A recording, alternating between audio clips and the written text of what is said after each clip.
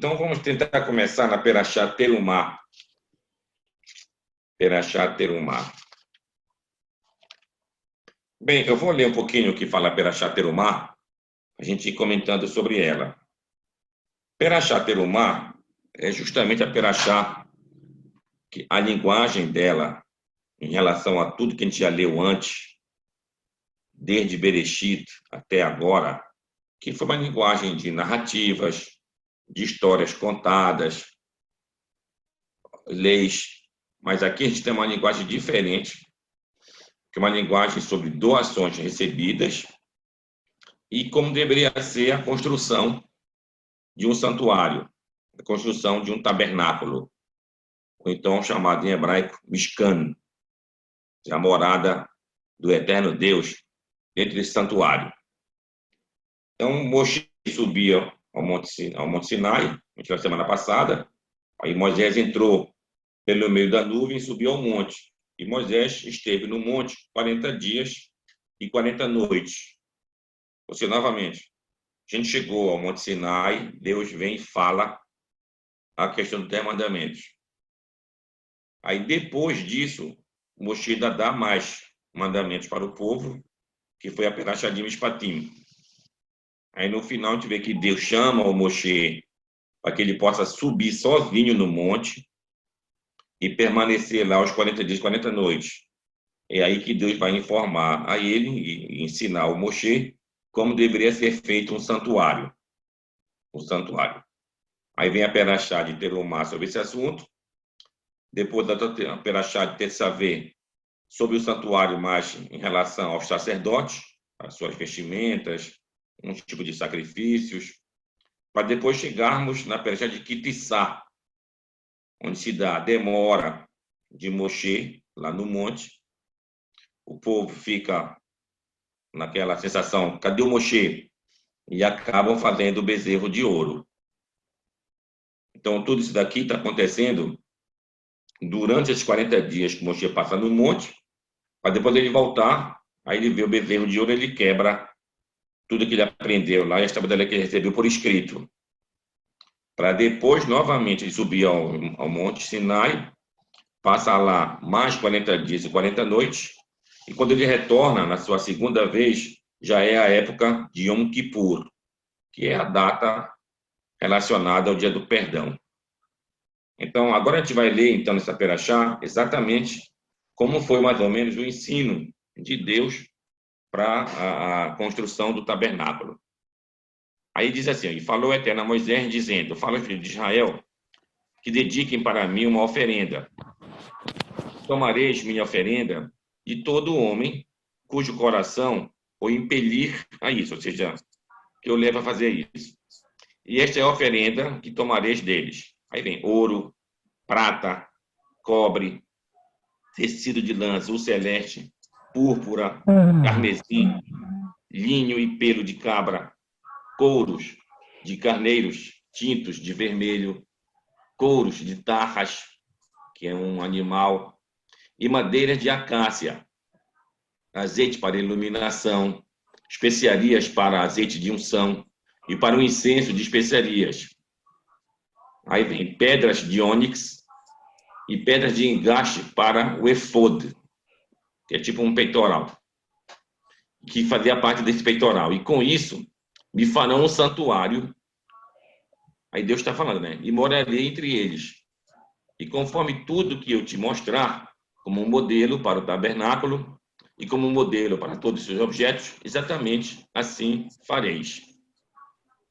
Bem, então, a gente pode, logicamente, detalhe por detalhe da construção, mas a gente vai dar aqui, tentar explicar o porquê dessa construção e cada objeto que nela contém.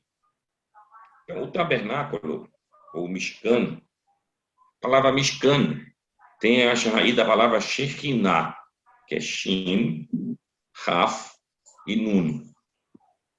E Shekinah é a presença divina, a morada. Então, Mishkan representava essa morada do eterno Deus entre nós, com o povo de Israel. Então, nessa morada de Deus, a gente vai ter o altar. Esse altar era feito com uma rampa. Em cima do altar teria grelhas, a madeira para fazer o fogo e tudo mais. E lá que seriam, então, ofertadas as oferendas, que seriam queimadas.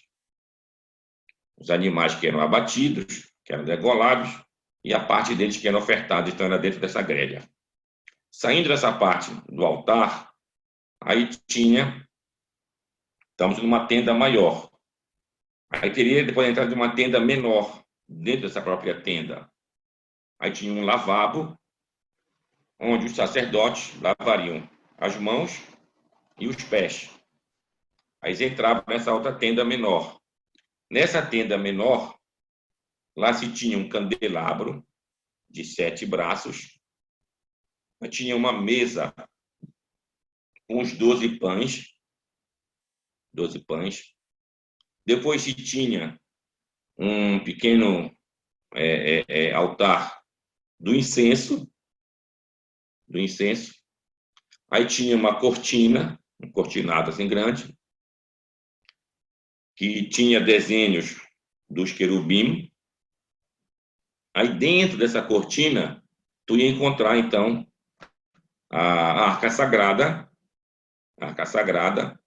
o Arona Kodesh, onde na tampa dele também estava esculpido os 2 querubim, um de cada lado, um fitando o outro. E dentro da Arca Sagrada estaria uma cópia, estaria os 10 mandamentos, das pedras que Deus tinha feito no Monte Sinai,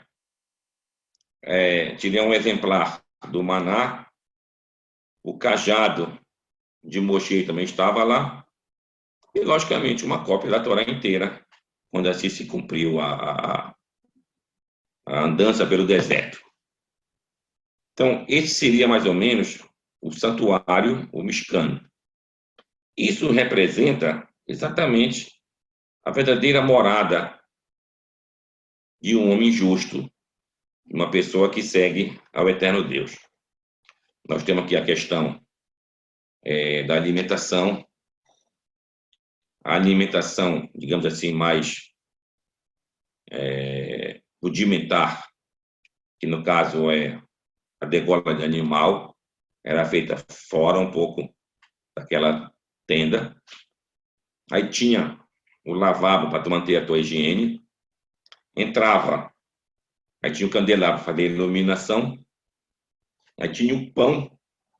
Esse pão, se precisava de toda uma exigência de um conhecimento humano, que é o fazer pão, tirar do trigo e fazer pão. Tinha também um incenso para dar um aroma bom dentro daquela moradia. E numa parte mais reservada, ficavam as coisas mais sagradas. A Arca da Aliança, dentro estava o Estatuto da Lei, e de lá, então, que Deus falava com Moshe, e depois com seus sucessores, com Josué, e até outros sacerdotes que viriam nessa esteira de Moshe, Josué e os seguintes. Então, o que se espera de uma casa? Você tenha uma boa alimentação, que você consiga os animais para você fazer a degola dele e a sua alimentação.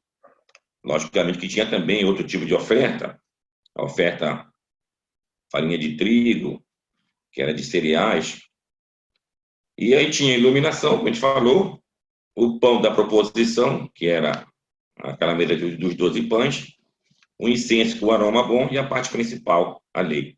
Ou seja, em toda casa, a gente tem que ter justamente isso, condições de manter a alimentação, de manter aquela higiene, de manter esse ordenamento dentro de uma casa com as suas divisões adequadas, e a parte principal dela, a questão da lei, a questão da obediência.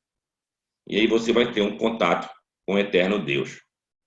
Por isso ele diz, Ve'asu mikdash, ve'shachanti betorham, e farão para mim o santuário, e eu habitarei entre eles, betorham. Então, isso que Deus quer exatamente. Agora, a pergunta é bem, mas por que a necessidade de se fazer um santuário? E todas essas ordenações que a gente viu aqui. Então, aqui que vem um estudo do Talmud e vai nos dizer que Deus dá a cura antes da doença. Ou seja, qual foi a doença que o povo de Israel teve? Quando Moshe subiu ao monte, lá recebeu essas ordens. O que nós estamos fazendo aqui embaixo, esperando Moshe? A gente ficou no desespero e acabamos fazendo o bezerro de ouro. Ou seja, a gente tinha a necessidade de materializar a ideia e o conceito de Deus. Então, como a gente não tinha outra visão, a visão que se tinha era a visão que tinha se visto lá no Egito, que se adorava animais, então acabamos fazendo o bezerro de ouro.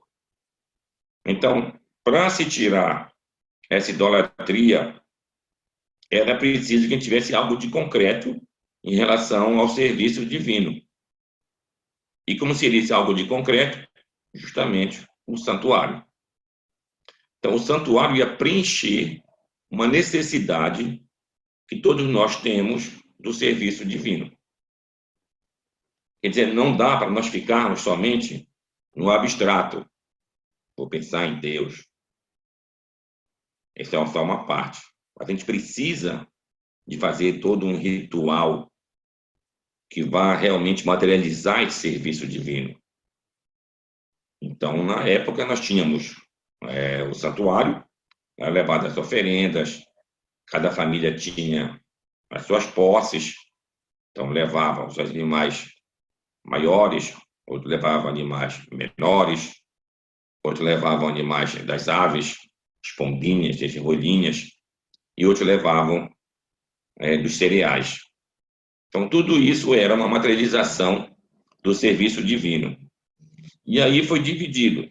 Como nem todo o povo poderia ficar dentro do serviço divino, então se dividiu pelas tribos. 12 tribos de Israel. Como nós sabemos, a tribo de José acabou ficando com 2 porções em relação às tribos. Então, aí ficariam 13 porções. Então, se tirou a tribo de Levi, então continuou sendo 12. Então, a tribo de Levi ficou responsável pela manutenção e preservação do santuário, de todo esse serviço divino. E dentro da tribo de Levi, um outro grupo da linhagem de Aharon, irmão de Moshe, ficou os sacerdotes. Eram aqueles que, de fato, iam pegar a imolação do animal, levar até o altar. Eles queriam acender a menorá dentro do templo, que iam levar os pães, os 12 pães sagrados, na mesa dos pães sagrados, acender um incenso, e que teriam a capacidade de entrar também dentro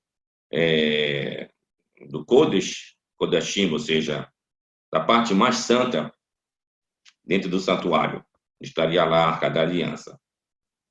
Então, tudo isso é uma maneira do povo ter essa consciência do serviço ao eterno Deus. Então, digamos que eu fazia parte da tribo de Gad, e eu morava além do Jordão, naquelas porções que foram determinadas quando a gente estava indo para a terra prometida. Então, ficamos aquém do Jordão, indo pela onde hoje seria a Jordânia. Então, recebemos porções ali, tribo de Gad, metade da tribo de Menashe e tribo de Reuben. Então, digamos que a gente morasse lá. Então, a gente tinha nossas criações, nossa agricultura, nosso tipo de vida. Então, aquilo a gente tinha que mandar para o templo. Ou a gente levava a gente mesmo nossas oferendas, ou se podia vender e pegar o dinheiro daquilo e levar até o templo. Então, esse era o serviço divino. Então, como os sacerdotes e os levitas não tinham recebido essa possessão na terra de Israel, então eles ficavam recebendo os dízimos e as ofertas que as outras 12 tribos do povo de Israel dava e fazia assim, um equilíbrio entre as tribos. O equilíbrio entre as tribos. Bom, então isso aconteceu durante o deserto, que a gente está vendo aqui. Chegamos até a terra de Israel. Esse santuário, que é o tabernáculo, ficou em alguns lugares. Ficou em Gilgal, depois ficou em Shiloh, depois ele passou para Kiriat Jearim, até que depois, na época do rei Davi, rei Salomão, foi levado para Jerusalém, onde a partir de Davi se tornou a capital de todo o reino de Israel. E, com seu filho Salomão, foi construído não só mais seria um pequeno tabernáculo, fez um grandioso templo em honra e glória do eterno Deus. E lá dentro ficavam as mesmas situações que a gente está vendo aqui do tabernáculo. A mesa da proposição, a menorá, o incensário, o altar das grelhas que eram ofertadas, as oferendas. Então, tudo estava ali dentro. E era maior o espaço onde todos os israelitas, com todas as suas das 12 tribos, acorriam para lá, principalmente nas grandes festividades, em Pêssar, Shavuot e Sukkot, além de Rosh Hashanah, que é o Ano Novo, e também do Dia do Perdão, Yom Kippur. Então a gente percebe o quanto era centralizado o ritual, o culto de serviço a Deus para o povo de Israel. Quem, porventura, não tinha muita possibilidade de estar viajando o tempo todo para Jerusalém, ele mantinha na sua casa, onde ele vivia, o seu serviço divino diário, dava suas oferendas, se não podia levar, ele mandava em dinheiro, e assim ele mantinha aquela parte principal dos sacerdotes que estavam sempre mantendo esse ritual do povo de Israel. Aí veio a destruição do primeiro templo, aí veio os 70 anos que profetizou o profeta Jeremias, tivemos o retorno através de Ciro, rei da Pérsia, de Cores, Meler Parás. Fizemos a reconstrução do segundo templo num período de dificuldade, e isso demorou até o ano 70, mais ou menos, dessa era, quando foi de novo destruído já o segundo templo. E a partir daí, então, começou um grande exílio e uma grande dispersão do povo de Israel pelos 4 cantos do mundo inteiro. Então, dentro dessa dificuldade, já mesmo a partir do segundo templo, já se tinha também uma certa diáspora do povo de Israel, então se tinha necessidade de fazer um culto paralelo ao culto do templo. Então, como não se devia imitar o que era feito no templo, que eram os sacrifícios, então se tinha a questão das orações e do estudo da Torá. Então, aí surgiu o Beit Midrash, a casa de estudo, também chamado de Beit Knesset, a casa de reunião, que fazia o papel, além do estudo, da oração a Deus. E essa casa de oração, ela é chamada no Zohar, aquele livro cabalístico, do nome Esnoga. Es quer dizer fogo, e Noga quer dizer brilho. Isso faz parte da visão do profeta Ezequiel, no seu primeiro e segundo capítulo, que ele tem a visão da carruagem divina. E dessa carruagem divina tinha a presença, apresentava o trono do Eterno, a presença do Eterno Deus, onde emanava esse fogo e esse brilho todo. Então, como a esnoga faz esse papel, daí o termo esnoga. É um termo hebraico e é um termo abalizado pelo Zohar como o nome correto para se chamar a casa de oração dos israelitas. Tem um outro nome também usado, que é de origem grega, que é a sinagoga.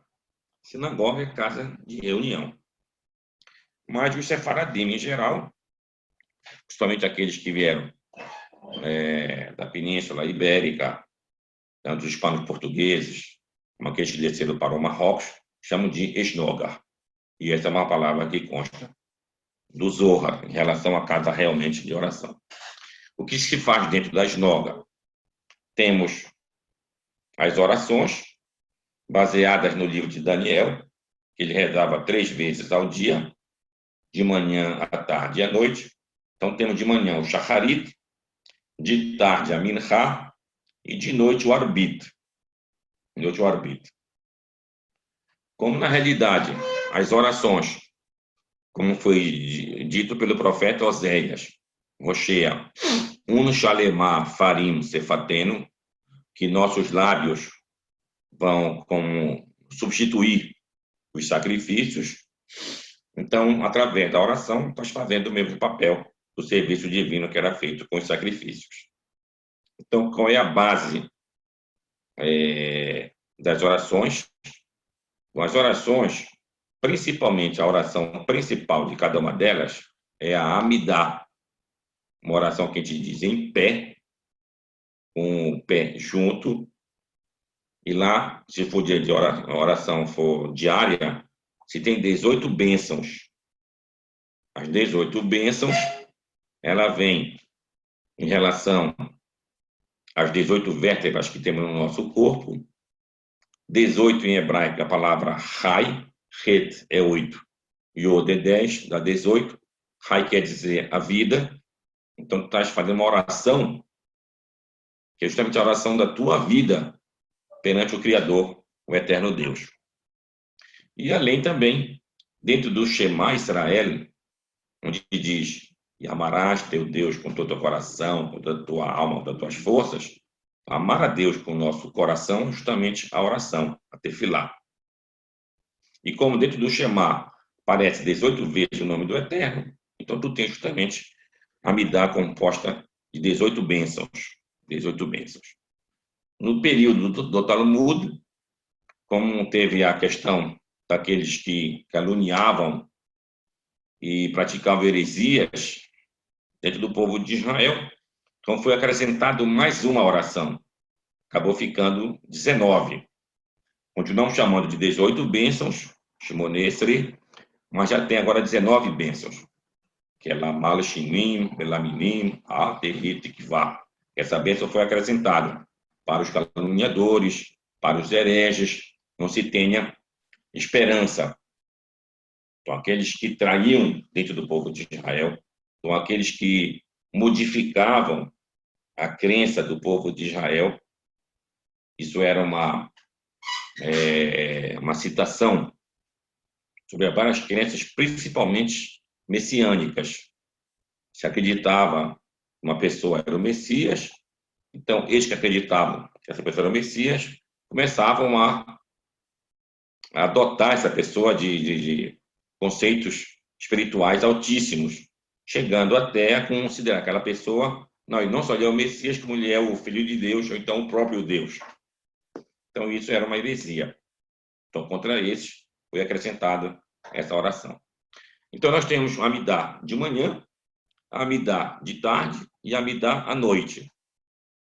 Então, para se chegar na Amidá de uma maneira bem elevada espiritualmente, a gente lê algumas coisas antes. Então, se lê geralmente salmos. Salmos são orações feitas pelo rei Davi, onde dá essa capacidade de elevação. Então, a gente lê os salmos. Como também a Torá ordena que a gente lê, que a gente possa ler de manhã e à noite o Shema Israel. Tanto tem o Shema Israel na oração do Shacharit e o Shema Israel na oração do Arbit, para cumprir aquela mitzvah lá. Então, como fica a oração? A oração fica leitura de salmos, leitura do Shema Israel, Amidá.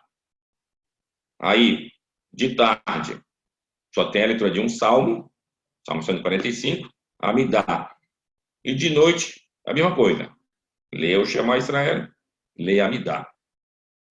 Então, a base que se tem da oração é justamente essa Amidá. Então, Amidá é representando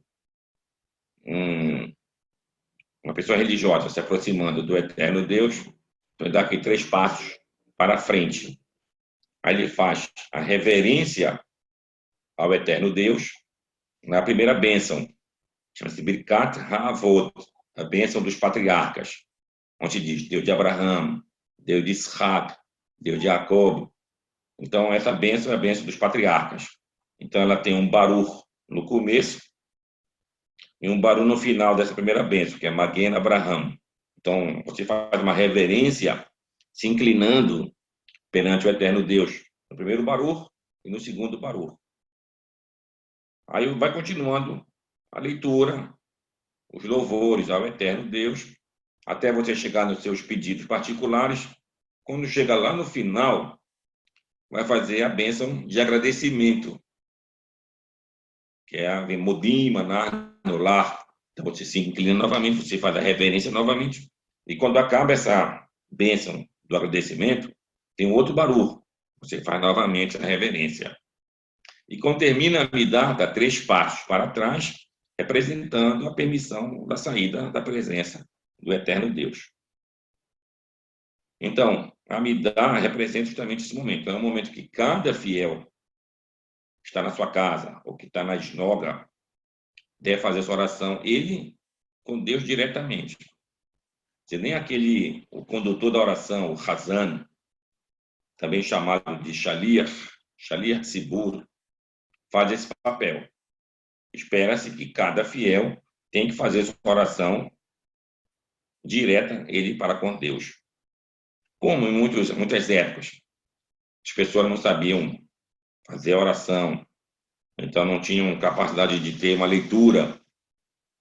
Então aí foi ordenado que se fizesse a oração em silêncio, como deve ser feita a Amidá, e depois, para aqueles que não sabiam fazer a oração, esse condutor da oração, o Hazan, ele fazia a repetição da Amidá em voz alta, para que servisse para aqueles que não sabiam, que não sabem fazer a tefilá.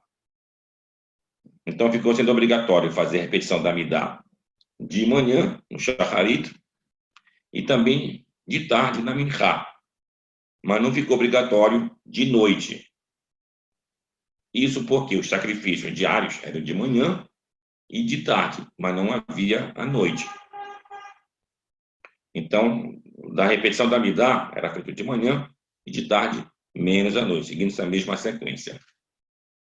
Bem, aí também se disse, depois na época dos Geonim, Geonim são os sábios do século VII, VIII, IX, até o século X, que deveria ser dito também durante as orações a leitura dos korbanot, a leitura dos sacrifícios. A gente falou antes que se lia os salmos, o Shema e a Amidá. Então, já agora, além dessa leitura, se acrescentava também a leitura dos sacrifícios, de como eram feitos os sacrifícios, como eram feitos a questão do incenso, os ingredientes que eram utilizados no incenso. Então, se lia quando isso? Geralmente no final da oração. Então, no final da oração, Shacharit, se lia sobre os korbanot, Pitum Haketoret, como era feito a questão do incenso. E no final do Arbit, também se lia o Pitum Haketoret, lá no final. E para você ler o Pitum Haketoret, era acompanhado de uma oração inicial chamada En Keloheno, En Kadoneno, En Kemalkeno, En Kemosheno. Já não há como nosso Deus, não há como nosso Senhor, não há como nosso Rei, não há como nosso Salvador. Então, essas orações eram ditas de manhã e também à noite. Também à noite. Tudo isso no final da tefilá. Como no começo, que a gente dizia a minchá de tarde e o arbit, e nessa época não se tinha luz elétrica, e às vezes os locais de oração ficavam um pouquinho afastados da cidade, do bairro onde moravam, então eles costumavam rezar o arbit ainda de dia. Por exemplo, ele ia rezar a minchá e o arbit, como se fosse aqui em Belém, escurece, digamos, 6h15, um exemplo. Então, quando desse 5h30, estavam rezando a minchá, e em seguida o arbit. e acabavam antes de escurecer. E iam cada um para sua casa. Então, por isso, se rezava depois do arbítrio e toma Ketoret, a leitura dos sacrifícios. Por que eu estou dizendo isso? Porque, de fato, tu não tinha por que ler os sacrifícios à noite, já que os sacrifícios nunca eram praticados à noite, era de dia, de manhã, de tarde. Então, como o arbítrio era antecipado, dá para você ler depois do arbítrio. Na época que chegou o Rabi Yitzhak Luria, o Ari, com conhecimentos cabalísticos também aplicados à questão da oração, ele disse, não, é melhor que se lê, que fosse lido essa questão dos Korbanot no começo da oração. Aí se passou, então, do final do Shacharit para o início do Shacharit. Então, hoje, quando a gente está fazendo a oração, já fizemos as berachot da manhã. As berachot da manhã, aí depois tu vai ler os Korbanot, os sacrifícios. Para depois, se tu chegar nos Salmos, depois chegar no Shema Israel, depois chegar na Midá. Quando chegou a oração da tarde e do arbítrio, que também era feito depois do arbítrio no final, ele disse, não, antecipa isso. Aí para quando? Como geralmente é feito junto, Minchá e arbítrio, então antes da Minchá. Então antes da Minchá a gente lê os Korbanot, para depois se ler o Salmo 145, que é o Ashrei, para chegar na Midá. E já no arbítrio, só faz o Shema Israel, a Midá, e termina geralmente com a letra Lechaber. Então, essa ficou a ordem das tefilot. Logicamente que com a diáspora, com o exílio, com a dispersão, os judeus, uns longe do outro, então era difícil ter uma comunicação e decidir uma coisa uniforme. Então, acabou criando alguns tipos de ritos. Tem o rito sefaradi, tem o rito ashkenazi, tem o rito dos judeus que moravam no Iêmen, e tem, dentro desses ritos, uma particularidade de cada um. O sefaradi que morava no Marrocos, fazia dessa maneira. O sefaradi que morava no Egito, dessa maneira. O sefaradi que morava na Síria, dessa maneira. Então, essas pequenas diferenças. Entre o ashkenazi, a mesma coisa, e assim entre outros. Então, quando a gente vai para uma esnoga, e você vai perceber o ritual que está sendo seguido ali, tem que ver um pouquinho o histórico daquela esnoga. De onde são aqueles judeus? Vieram da onde? Eles vieram da Polônia. Então, eles vão rezar como era feito na Polônia. Dessa maneira, essa sequência é essa. São judeus sefaradim, mas de que parte? É do Marrocos. Então, seguido dessa maneira. E até dos mesmos lugares, também haviam diferenças. Mas é do Marrocos, mas dentro da cidade tal. Elas rezavam dessa maneira. Ou então, apesar de ser do Marrocos, era de origem hispano-portuguesa. Então, rezava dessa maneira. Tem, logicamente, a base, essa que eu falei, mas dentro dessa base vai ter pequena diferença em relação a um salmo que se diz depois, um certo rito, nesse outro rito é dito aqui, ou então não se diz. Então, uma certa rito, nessa parte da oração se fica em pé, já o outro não costuma ficar em pé. Então, são essas pequenas diferenças que hoje, com no Estado de Israel, e os judeus foram todos para lá, então há um encontro desses judeus. Então, tu vai numa sinagoga lá em Israel, tu vai ver dentro da sinagoga, tem vários tipos de judeus lá dentro. Então, que rito vai ser seguido lá? Então, eu costumava ir numa escola lá em Jerusalém, na cidade velha, que era tida como a sinagoga do Ramban, Rabi Moshe ben Nachman. E lá a diretoria da sinagoga disse, não, como aqui frequenta judeus de toda parte do mundo, e cada um tem um rito, fica a critério daquele que vai servir de razão nessa tefilá. Se esse razão vai ser ashkenazi, de tal lugar, ele vai rezar como ele está acostumado a rezar. Se ele for sefaradi de tal lugar, vai rezar como ele está acostumado a fazer a tefilá. E assim se evita problema. E assim você aprende de cada um como é que é feito, mais ou menos, a Tefilá. Mas todos eles, estou dizendo, seguem essa base. Leitura de Korbanot, dos Salmos, do Shema, da Amidá. E, logicamente, vai ter uma palavra aqui, uma palavra ali. Ali, logicamente, a questão da pronúncia. Enquanto os judeus sefaradim pronunciam Baruch, já o nosso irmão Ashkenazim fala Boruch. E outros com mais variações, Borir. E também tem uma outra pronúncia, os judeus são do Iêmen. Então, essas pequenas diferenças, tu vai perceber bastante quando tu frequentar uma esnoga. Vai saber de onde é aquela origem daquele judeu lá. Existe também lá em Israel, hoje, uma tentativa de se ter um nussar, ou seja, um rito, que fosse comum a todos os judeus que estão lá em Israel. Uma tentativa feita pelo exército de Israel. Imagina o exército, recebe todo tipo de judeu lá dentro, cada um com seu rito. Aí vão fazer uma oração. E agora qual é a oração? Ou segue esse modelo que eu falei, ou então essa outra que veio do exército, Nussar Ahid, chamado. Um rito unificado. Ele está unificar parte daqui, parte dali, fazer tá bom, é dessa maneira aqui. Mas alguns sábios não concordaram. Não, está fazendo Nussar Ahid, acaba nem sendo Ashkenazi, nem Sefaradi, nem do Iêmen, nem de lugar nenhum. Então, há muita discussão sobre isso. Mas tem também uma tentativa, já que as nossas orações são baseadas no Talmud, e o Talmud são dois, um concluído na Babilônia, Talmud Bavli, e o outro Talmud Yerushalmi, feito boa parte dele em Jerusalém. Então, esse outro Nussar quer se basear no que escreveu o Talmud Yerushalmi, e alegando que esse é, de fato, o Nussar original daqueles judeus que sempre moraram lá em Israel.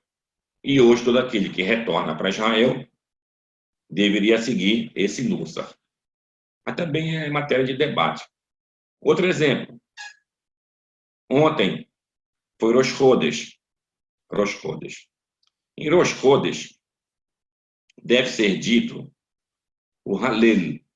Halel é o Salmo 113 até o Salmo 118. E é dito quando o Halel? Quando tem milagres que aconteceram. Por exemplo, Pessah foi um milagre, foi de Halel. Shavuot foi um milagre, Halel. Sukkot é um milagre, Halel. Rosh Hashanah, milagre? Não, então não tem Halel. Yom Kippur, milagre? Não, então não tem Halel. Hanukkah, milagre? Halel. Purim foi milagre? Sim, mas fora de Israel, então não tem Halel. Yom Ha'atzmaut, o dia da independência de Israel, milagre?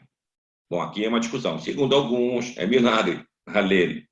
Outros que não aceitam o Estado de Israel e não consideram o dia da independência, também não tem Halel. Mas Rosh Chodesh.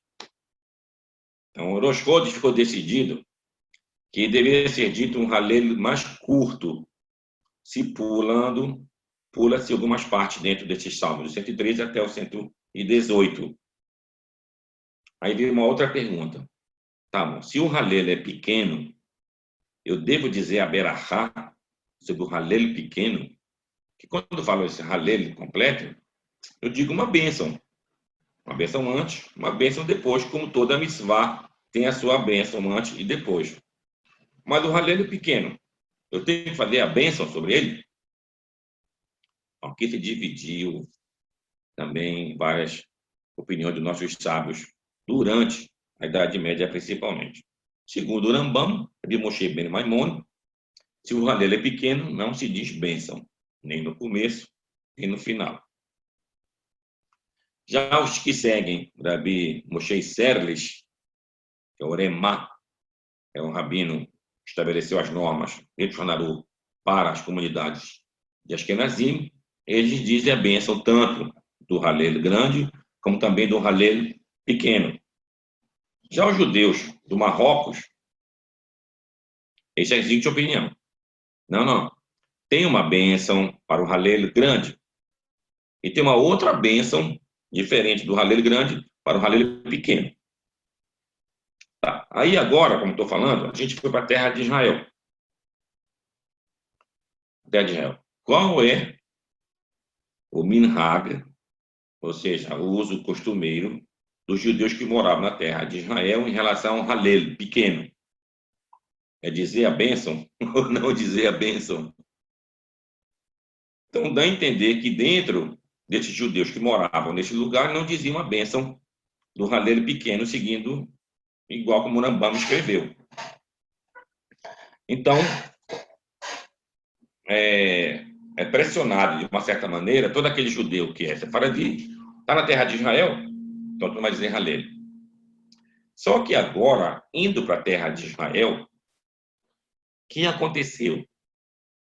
Deveria ser feito esse tipo de situação. Você se muda para um lugar, é obrigado a seguir o costume daquele lugar, como é feito lá. Mas como as comunidades foram inteiras para a terra de Israel, cada uma ficou dentro da sua área de comunidade. Então, ela se manteve o que era feito antes. Ou seja, não estava se inserido uma outra comunidade. Aí não teve muita mudança. Os judeus ashkenazim continuam fazendo como eles faziam lá na Europa. Da mesma maneira, os judeus que vêm de outras partes, não, eu faço assim como era feito no meu lugar lá. E aí vem, então, chega Halel, Rosh Chodesh, a gente fazer a Berachá. E aí vem outra pergunta, se eu estou rezando sem minyan, tenho que fazer também a Berachá do Halel? É outra pergunta e outra discussão. Tem quem diga, inclusive entre os judeus do Marrocos, tu és a sem minyan, tu não fala a Berachá do Halel. Nem antes, nem depois. Tem quem diga, não, mesmo que está rezando sozinho, sem minyan, tem que dizer a Berachá do Halel. Então a gente percebe que mesmo depois do templo que a gente construiu, e foi dada aquelas minúcias da sua construção, no decorrer dos séculos, veio a destruição do primeiro templo, depois do segundo templo, e agora a gente está nessa diáspora, mesmo com a chegada à terra de Israel, veja, como é que eu faço agora para servir isso? Então, por isso que é dito importante assim, qual é a tua origem? Ah, os meus pais eram de origem, digamos, no meu caso, lá do Marrocos. Lá no Marrocos, eles eram o quê? Hispano-portugueses? Ou faziam parte dos Toshabim, daqueles que já moravam no Marrocos há mais tempo atrás? Então, tudo isso tem uma indicação de como tu deve seguir essa orientação. Aquele que se converte, em geral, é dado para ele uma opção. Tu quer ser o quê? Judeu do Marrocos? Quer seguir o modelo Ashkenazi? Quer seguir o modelo do Iêmen? Tu que vai escolher. Tu que vai escolher. Em geral, se a pessoa é uma pessoa convertida, mas tinha uma origem um pouquinho mais remota mas de judeus da Europa, Ashkenazi, então segue o mundo Ashkenazi.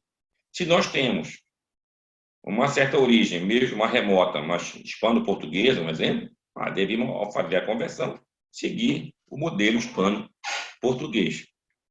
Então, essa aqui é a mitzvah que a gente tem em relação ao serviço divino. Então, nós fazemos hoje em dia Shacharit, nessa sequência, fazemos também a Minchá e fazemos também o Arbit. Sobre o Arbit, surgiu uma outra pergunta. A Torá manda que eu diga o Shema Israel ao acordar de manhã e ao me deitar à noite. Então, o Shema do Shacharit, ele está cumprindo a função, eu estou dizendo ele, para servir o que está dito ao me acordar? Ah, sim. O Shema do arbítrio está servindo, como escreveu a Torá, que é quando eu for deitar, aí tem uma discussão grande também. Que é dito, em geral, você faz o arbítrio, como a gente falou agora, às vezes antes do anoitecer. Então, tu não estás cumprindo com o Shema da noite, cara. O Shema da noite. Então, em geral, a gente diz o Shalit de manhã, é o Shacharit ao se acordar. Ao se deitar, ficou dividido assim, deve dizer o arbítrio, dizer o Shema Israel. Antes de dormir, tu fala o Shema Israel de novo. De modo que, se você fez o arbítrio ainda de dia, o da noite vai ser aquele exatamente antes de dormir. Se você fez o arbítrio de noite, você está dizendo aquele antes de dormir, para que sirva um sono bom, de um sono tranquilo. Então, de qualquer maneira, você deve dizer, então, o Shema de manhã, Shacharit, o Shema no arbítrio e o Shema antes de dormir. Mas qual é o Shema que tem a sua Berachá? A Berachá fica no Shacharit e fica no arbítrio. Então, essa é a mitzvot que a gente tem de cumprir no dia a dia. E até quando eu posso dizer o Shema da noite? Bom, aqui vem, como fala, Masechet Brachot, o primeiro capítulo é sobre esse tema. Então, lá é dito que a noite inteira é o horário para tu dizer o arbítrio, para tu dizer o Shema. Por que o horário é a noite inteira? Porque, diferentemente da manhã, que a Torá escreve ao se acordar, a maioria das pessoas se acordam cedo para o trabalho. Então, a hora que o dia amanhece, amanheceu, por exemplo, 5h30 da manhã. Outras pessoas estão acordando nesse horário, estão às 6 horas da manhã, para fazer suas coisas, para ir para o trabalho. Então, o horário de se acordar é geralmente bem cedo. Você colocou 3 horas de folga entre o amanhecer do dia e até o momento final para tu dizer o chamado da manhã. Então, se amanheceu 5h30, tu tem até 8h30 da manhã para dizer o Shema Israel. Se amanheceu 6 da manhã, até 9 horas para dizer o Shema da manhã. Mas à noite, como está escrito, é hora de dormir. Aqui varia, cara. Eu durmo 7 da noite. Outro dorme 9 da noite. Outro dorme meia-noite. Outro dorme 2 da manhã. Outro consegue dormir 5 da manhã. Então, a noite inteira é o horário de dormir. Então, durante a noite inteira, tu pode dizer o Shema Israel. Aí tem uma outra opinião, na verdade é mais uma advertência que diz que deve dizer o Shema da noite até antes de meia-noite. Para que você não pense e diga, eu vou dormir um pouco, quando der 5 da manhã eu me acordo, à noite, eu digo o Shema da noite. Vai que eu durmo e não me acordo às 5, me acordo só às 6h30, está claro. Perdi o Shema da noite. Então, como uma advertência, veja, até meia-noite você deve dizer o Shema da noite. Mas não quer dizer que até meia-noite. Se você saiu para uma festa, como conta a história lá da Masechet Berachot, aí eles voltaram de uma festa de casamento, chegaram tarde, muito mais depois de meia-noite. Tem que dizer agora o Shema Israel, antes de dormir. Então, essa é a mitzvah do Shema, ao acordar e também ao se deitar. Também se tem um horário da Amidá, horário da Amidá. De preferência, a Amidá deve ser dita também de manhã, até as 10 da manhã. Até as 10 da manhã. Mas, segundo outras opiniões, como a opinião do Rambam, até meio-dia, igual como era feito em relação ao sacrifício matinal, até o meio-dia. A partir do meio-dia, tu vai ter, então, a oração da tarde, o sacrifício da tarde. Então, essas são as divisões que a gente deve fazer no dia a dia, as nossas orações. Agora, alguém não tem muito tempo para fazer oração. Então, o que ele deve fazer? Aí, digamos, de manhã ele tem o talit e tem o tefilim. Ele se acorda, faz aquelas abluções e a sua higiene matinal, se prepara para fazer a oração. Então, ele lê a oração da manhã, bota o talit, bota o tefilim, diz o Shema Israel e diz a Amidá. Pronto. Está pronto. De tarde, ele está muito sem tempo, diz só o Salmo 145, Amidá. De noite, diz o Shema Israel, Amidá. Então, essa é a menor parte que ele pode fazer das tefilot. Vai tendo mais tempo, aí vai acrescentando mais coisas. Vai ter as berachot do Shema de manhã, Se for à noite, ela for chamar à noite. Ter mais tempo, ler mais salmos de manhã, antes do chamar. Então, ele vai, conforme for o tempo dele, a dedicação que ele pode colocar nesse período de tempo, para fazer o serviço divino. Por que é falado isso? Porque, em geral, nem todo dia uma pessoa está com aquela disposição toda para fazer a oração a Deus. Quando nós fazemos oração dentro de uma esnoga, a gente não se compensa a tua falta de concentração com a concentração do outro. E assim se faz a sinagoga completa, digamos, o que pode estar faltando num é compensado no outro. Mas se você está rezando sozinho, você tem que ter tua concentração. Mas é preferível fazer uma oração menor, mas com uma concentração maior, que fazer muita oração e dentro dela você se perder com pensamentos dentro da própria cabeça. Então, tudo que nós temos que fazer hoje é, de fato, derramar nosso coração perante o Eterno. Então, a Amidá é que faz esse papel. E a Amidá também tem a Amidá mais curta. Tem uma Amidá mais curta. E também eu posso depois mandar os nossos que estão estudando. Por exemplo, é uma situação que você tem que sair com pressa para algum lugar e depois não vai ter mais tempo. Então, faz uma oração mais curta. Então, todo o objetivo é justamente isso. Outra é a refeição do pão. Você lava a mão, e tem até daim, aí enxuga, para fazer a berachá do pão. Motzi lechem min haaretz. Aí você ingere o pão. Meu, o pão, a sua refeição. Quando acabar, vem o Birkat Amazônia. Em geral, o Birkat Amazônia também ele é grande, composto de 4 bênçãos. Mas às vezes não tem muito tempo para fazer toda aquela leitura. Então, existe o Birkat Amazônia mais curto. O próprio Rambam, Rabbi Moshe ben Maimon, são as 4 bênçãos, mas de uma maneira menor. Então, todo objetivo é que a gente tenha quantidade maior ou quantidade menor, fazer a oração a Deus. Então, esse que é o serviço que nós temos, o serviço divino. Você bota o tefilim, se por um acaso alguém não botou o tefilim de manhã, vai botar de tarde. Então, o horário do tefilim é desde o amanhecer do dia até próximo ao anoitecer. Essa é a bênção da mitzvah do tefilim. Para tu botar ele como bênção. Alguém botou de noite o tefilim.